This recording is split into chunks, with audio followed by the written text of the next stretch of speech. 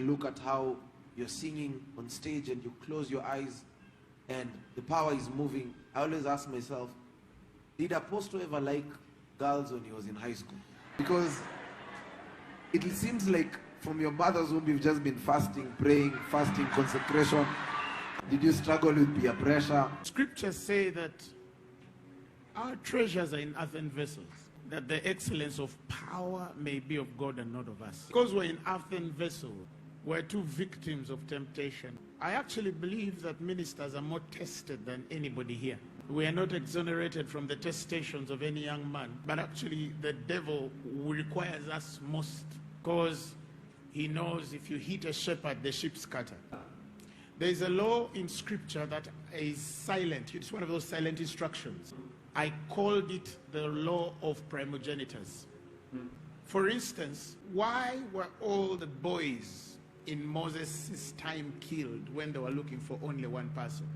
When they ordered the killing of all these young boys, what was known in Egypt was that the children of Israel were multiplying more than they should. And so when they put them in bondage and put them under taskmasters, they were hoping that these men working hard would stop producing, because hard labor would affect them. But instead, the more they were afflicted, the more they multiplied. So the next conversation was, let's kill all these male. But the mind was, according to hell, Satan was looking for one individual. Hell can erase a whole generation because it's looking for one person. But by the grace of God, usually those people survive. The attack on Moses was before he even learned to walk.